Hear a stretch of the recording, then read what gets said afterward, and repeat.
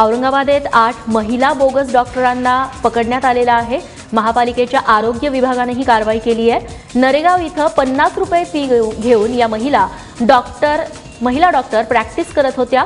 कुठल्याही रोगाला एकाच औषधाचा उतारा दिला जात होता, त्यामुळे या बोगस डॉक्टरांचं बिंग फुटलंय। या महिलांना सध्या सिडको पोलीस ठाण्यात नेण्यात आलंय। या महिलांकडे दीपक भाऊ Sadashiv Nikalje freedom fighter charitable ट्रस्टच्या काही पावत्या मिळाल्या आहेत। या बोगस डॉक्टरांचे धागेदोरे पालिकेपर्यंत पोहोचण्याची ही शक्यता बोलली जाते। दारूने आयुष्याची कशी राखरांगोळी होते याचा प्रत्यय नागपूरमध्ये आलेला आहे, कारण 3 वेगवेगळ्या घटनांमध्ये दारूच्या व्यसनामुळे तिघांचे जीव गेले। आदर्शनगर परिसरात पंकज महतो या युवकानं दारू पिऊन पत्नीसोबत भांडण केलं आणि त्यानंतर गळफास लावून आत्महत्या केली।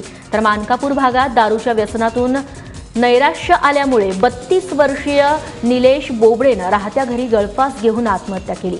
दरम्यान तिसऱ्या घटनेत 65 वर्षीय वृद्धानं दारूच्या नशेत रॉकेलची बाटली तोंडाला लावली, त्यामुळे प्रकृती बिघडली आणि उपचारादरम्यान या वृद्धाचाही मृत्यू झाला।